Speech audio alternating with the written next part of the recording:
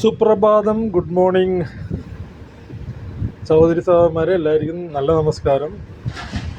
നല്ലൊരു ഞായറാഴ്ചയാണ്. രാത്രി മുഴുവനും ഇരുന്ന് കളി കണ്ട് ഇപ്പോൾ രാവിലെ ഫിഫ വേൾഡ് കപ്പിനെ കുറിച്ച് ഫിഫ വേൾഡ് കപ്പിൻ്റെ ഗ്രൂപ്പ് സ്റ്റേജിലുള്ള എല്ലാ കളിയും തീർന്നു.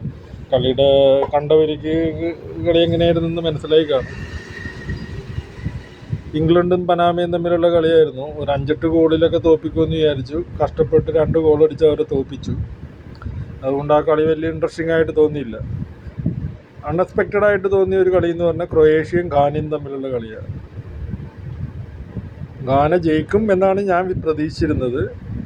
കൂടി വന്ന ഡ്രോയിൽ അവസാനിക്കുമെന്ന് വിചാരിച്ചു. പക്ഷേ ക്രൊയേഷ്യ 2-1 ഘാനനെ തോൽപ്പിച്ചു. ക്രൊയേഷ്യയുടെ ഈ വർഷത്തെ വേൾഡ് കപ്പ് കളിയിൽ ഇതുവരെയുള്ള പ്രകടനങ്ങളുടെ അടിസ്ഥാനത്തിലാണ് അങ്ങനെ ചിന്തിച്ചത്. പക്ഷേ ഘാനനെ തോൽപ്പിക്കാനുണ്ടായിരുന്നത്. പിന്നെ കൊളംബിയയും പോർച്ചുഗലും ഒത്തുകളിച്ചതായിട്ടാണ് എനിക്ക് തോന്നിയത്. പോർച്ചുഗൽ കഷ്ടപ്പെട്ട് തോക്കാതെ രക്ഷപ്പെട്ടു എന്നതാണ് ആ കളി കണ്ടവർക്ക് മനസ്സിലാകണം. അത്രയും മോശമായിട്ടുള്ളൊരു പോർച്ചുഗലിനെ ഞാൻ കണ്ടിട്ടില്ല. കൊളംബിയ ഗോൾ അടിക്കാൻ ഫെയിൽ ചെയ്തു. അവർക്ക് എന്താ പറയണ, ചവറ് കണക്കിന് അവസരങ്ങൾ കിട്ടിയിട്ട് ഒരെണ്ണം പോലും ഗോളായില്ല. അതുകൊണ്ടാണ് ഒത്തുകളിച്ചതാണോ എന്ന് എനിക്കൊരു സംശയം തോന്നിയത്. എന്തുവായി കഴിഞ്ഞാൽ അവർ ഗോളൊന്നും അടിക്കാണ്ട് കളി പിരിഞ്ഞു. അതുകൊണ്ട് കൊളംബിയ ആ ഗ്രൂപ്പിൽ 1-ാം സ്ഥാനവും പോർച്ചുഗൽ 2-ാം സ്ഥാനമായി. പോർച്ചുഗൽ ജയിക്കുമെന്ന് വിചാരിച്ചത്, തോക്കാതെ രക്ഷപ്പെട്ടത് അവരുടെ ഭാഗ്യം. പിന്നെ അത്ഭുതപ്പെടുത്തിയ ഒരു കളി എന്ന് പറഞ്ഞാൽ DR കോങ്കോ ആൻഡ് ഉസ്ബെക്കിസ്ഥാനുമായിരുന്നു. 1-1 ഡ്രോയൊക്കെ ആയിരുന്നു. അവസാനം DR കോങ്കോ, എനിക്ക് DR കോങ്കോയിൽ പോയി പരിചയമുള്ള കാരണം അവിടെ DR കോങ്കോയിൽ UN പീസ് കീപ്പിങ്ങിൻ്റെ ഭാഗമായിട്ട് വർക്ക് ചെയ്ത കാരണം അവരുടെ ആ രാജ്യത്തിൻ്റെ ഒരു സ്ഥിതി അനുസരിച്ചിട്ട് ഒരു വേൾഡ് കപ്പ് ക്വാളിഫൈ ചെയ്യാൻ തന്നെ അത്ഭുതമാണ്. നോക്കൗട്ടിലോട്ട് പോയേക്കുക. 3 ഗോൾ അടിച്ചിട്ടാണ് ഉസ്ബെക്കിസ്ഥാനെ തോൽപ്പിച്ചേക്കുന്നത്. ആ കളി അപ്രതീക്ഷിതമായിട്ടുള്ള റിസൾട്ടാണ്. ഞാനൊരു ഡ്രോയൊക്കെയാണ് പ്രതീക്ഷിച്ചിരുന്നത്.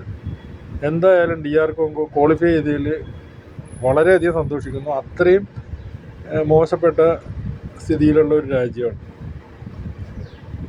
പിന്നെയുള്ള കളി അർജൻറ്റീന ജോർദാൻ തമ്മിലുള്ള കളിയാണ്. അർജൻറ്റീന കൂളായിട്ട് ജയിക്കുമെന്ന് തന്നെ വിചാരിച്ചു. അത് ജയിക്കുകയും ചെയ്തു. 3-1 4-5 ഗോളൊക്കെ അടിക്കാമായിരുന്നു. എന്തായാലും എത്ര ഗോളടിച്ചിട്ടും പ്രത്യേകിച്ച് ഗുണമൊന്നുമില്ല. ജോർദാന് അതിൻ്റെ ആ ഗ്രൂപ്പിൽ നിന്ന് ഓൾറെഡി എലിമിനേറ്റഡ് ആയ ടീമാണ്. അത് മതി. എനിക്ക് അത്ഭുതം ഉണ്ടാക്കിയ ഒരു റിസൾട്ട് എന്ന് പറഞ്ഞാൽ ഓസ്ട്രിയ അൾജീരിയ കളിയാണ്. ഇതുവരെയുള്ള കളികളുടെ അടിസ്ഥാനത്തിൽ ഓസ്ട്രിയ ജയിക്കും എന്നാണ് ഞാൻ വിചാരിച്ചത്. പക്ഷെ കളി മൊത്തം കണ്ടവർക്ക് മനസ്സിലാവും അൾജീരിയ ത്രൂ ഔട്ട് വിജയിച്ചിരിക്കണമായിരുന്നു. അവസാന നിമിഷം വരെ 3-2 ജയിച്ചതാണ് അവർ. കളി നന്നായി കളിച്ചത് ആരാണെന്ന് ചോദിച്ചു കഴിഞ്ഞാൽ ഓസ്ട്രിയ തന്നെയായിരുന്നു. പക്ഷേ അവർ ഇഞ്ചുറി ടൈമിൽ 6 മിനിറ്റ് ഇഞ്ചുറി ടൈമിലുണ്ടായിരുന്നു. 5-ാമത്തെ മിനിറ്റിലാണ് കൊണ്ടുപോയിട്ട് 3-ാമത്തെ ഗോളടിച്ച് 3-2 അതവർ ജയിച്ച്. ഇഞ്ചുറി ടൈം കഴിഞ്ഞ് അതിനുശേഷം 1.5 മിനിറ്റോളം റെഫറി എന്തിന് അവരെ സഹായിച്ചു എന്ന് എനിക്ക് മനസ്സിലാകുന്നില്ല. ഇഞ്ചുറി ടൈം 6 മിനിറ്റ് എന്ന് പറയുമ്പോൾ 6 മിനിറ്റ് 90 മിനിറ്റും കഴിഞ്ഞ് പിന്നെ 6 മിനിറ്റ് കൊടുത്തു. ആ 6 മിനിറ്റ് കഴിഞ്ഞാൽ കളി തീരണം. ഫ്ലോയൊക്കെ മാറ്റാണ്ടിരിക്കാൻ വേണ്ടിയിട്ട് ചിലപ്പോൾ 1/2 മിനിറ്റ് അല്ലെങ്കിൽ മാക്സിമം 1 മിനിറ്റൊക്കെ കൊടുക്കും. ഇത് ഇഞ്ചുറി ടൈം കഴിഞ്ഞ് 1 മിനിറ്റ് കഴിഞ്ഞിട്ടാണ് ഓസ്ട്രിയ 3-ാമത്തെ ഗോളും മടക്കി അത് സമനിലയിലാക്കുന്നത്. അതുകൊണ്ട് പ്രത്യേകതയൊന്നുമില്ല, രണ്ടുപേരും നോക്കൗട്ടിലോട്ട് ക്വാളിഫൈ ആയി. പക്ഷേ ഓസ്ട്രിയ തോറ്റിരുന്ന വെച്ചെങ്കിൽ ഓസ്ട്രേലിയ ടൂർണമെൻറ്റിൽ നിന്ന് ഔട്ടാവുമായിരുന്നു, നോക്കൗട്ടിൽ എത്തില്ലായിരുന്നു. അൾജീരിയക്ക് ഒരു സമനില മാത്രം മതിയായിരുന്നു. ഓസ്ട്രിയ തോറ്റിരുന്ന വെച്ചെങ്കിൽ അവർ ഔട്ടായാനെ. അവർ റെഫറിയുടെ ഒരു ഔദാര്യം കൊണ്ട് സമനില പിടിച്ചു. അങ്ങനെ വന്നപ്പോൾ സംഭവിച്ചത് എന്താണെന്ന് വെച്ച് കഴിഞ്ഞിട്ടുണ്ടെങ്കിൽ ഇറാൻ എന്ന് പറഞ്ഞ ഒരു നല്ല ടീം ഒറ്റ കളിയും തോറ്റിട്ടില്ല. അവർ നോക്കൗട്ട് കാണാതെ പുറത്തായി. ഇറാൻ്റെ കളി നമ്മളെല്ലാവരും കണ്ടതാണ്. അതിൻ്റെ അകത്ത് ഇറാൻ്റെ ഒരു ഗോള്, അവരാ കളി ജയിച്ചതാണ്.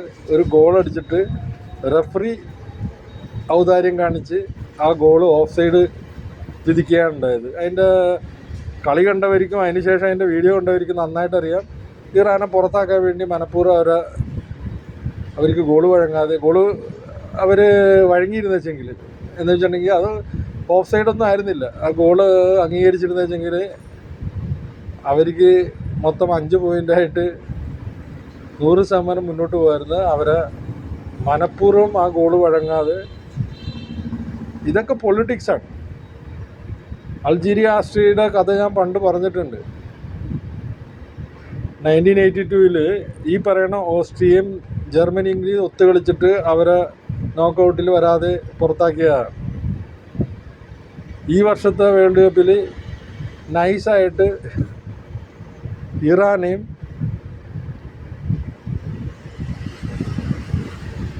പള്ളക്കളഞ്ഞു, ക്വാളിഫൈ ചെയ്യാതെ പള്ളക്കളഞ്ഞു.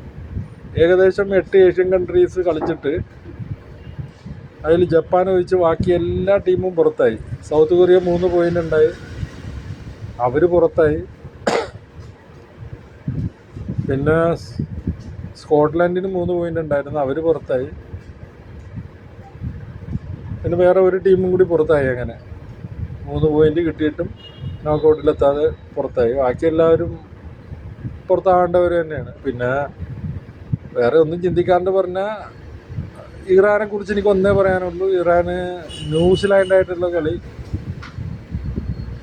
അത് അവരുടെ അടുത്ത് നിന്ന് ഫിഫ അല്ലെങ്കിൽ റഫറിമാർ തട്ടിയെടുത്തതാണ്. ഇവിടെയൊക്കെയാണ് പൊളിറ്റിക്സ് കാണുന്നത്. പിന്നെ വേൾഡ് കപ്പ് തുടങ്ങിയ കാലം മുതൽ അതിൻ്റെ അകത്ത് കള്ളത്തരവുണ്ട്. റഫറിമാർ എല്ലാവരും അല്ല, പല റഫറിമാരും പോക്കൃതരം കാണിക്കണതൊക്കെ നമ്മൾ കണ്ടിട്ടുള്ളതാണ്. അതൊക്കെ ഈ കളിയുടെ സൗന്ദര്യത്തെ കളയും. പല വേൾഡ് കപ്പിലും 78 അർജൻറ്റീന ജയിച്ചത് എങ്ങനെയാണ് നമുക്ക് എല്ലാവർക്കും അറിയാം. 66 ഇംഗ്ലണ്ട് എങ്ങനെയാണ് കളി ജയിച്ചത്, അതും റെഫറിമാരുടെ കളിയായിരുന്നു. റെഫറിമാർ കളിച്ചിട്ടാണ് അതിൽ ഇംഗ്ലണ്ട് ജയിക്കണേ. ആ കളികളെല്ലാം നോക്കിയാൽ മതി. ഇപ്പോഴും ഗൂഗിളൊക്കെ സെർച്ച് ചെയ്താൽ കിട്ടും. അല്ലെങ്കിൽ ഒരു കാലത്തും ഇംഗ്ലണ്ട് ജയിക്കില്ലായിരുന്നു.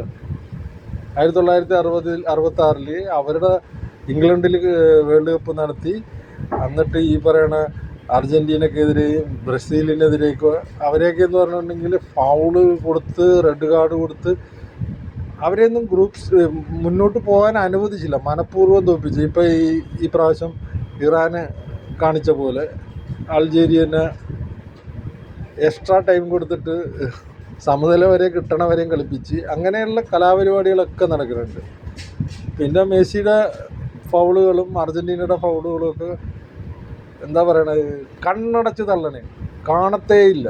റെഡ് കാർഡ് എടുത്ത് പുറത്തെ പോകേണ്ട മെസ്സിയൊക്കെ ഇപ്പോഴും കളിച്ചുകൊണ്ടിരിക്കുകയാണ്. അയാൾ നല്ല കളിക്കാരനാണ്, ഇപ്പോൾ ഉള്ളതിൽ ഏറ്റവും നല്ലൊരു കളിക്കാരനാണ്. പക്ഷേ അതിൻ്റെ കൂടെ ഇങ്ങനെയുള്ള കുരുത്തക്കേടൊക്കെ വരുമ്പോഴത്തേക്കും ആ കളിക്കാരൻ എത്ര നല്ലതായാലും നമുക്ക് അദ്ദേഹത്തിനോട് വെറുപ്പ് വരും.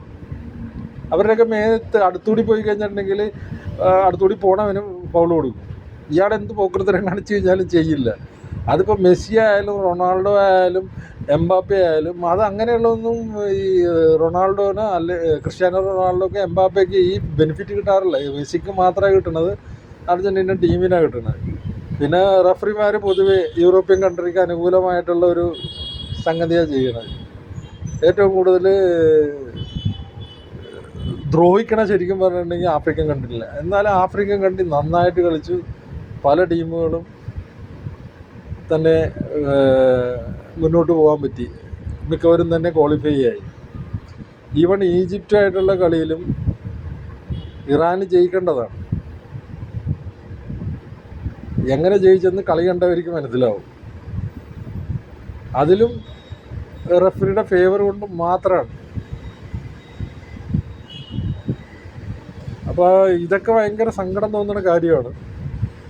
ഇപ്പോൾ നോക്കൗട്ട് സ്റ്റേജ് ഏതാണ്ട് കൺഫേമായി, എല്ലാ കളിയും കഴിഞ്ഞ് കൺഫേം ആയിട്ടുണ്ട്.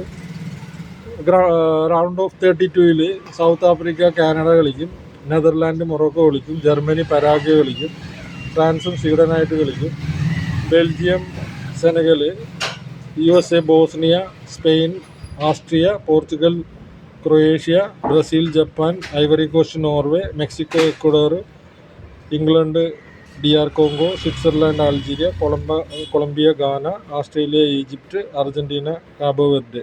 ഇതാണ് സ്ഥിതി. ഇന്ന് മുതൽ നമുക്ക് നോക്കൗട്ട് കാണാം. ഓക്കെ, നന്ദി, നമസ്കാരം.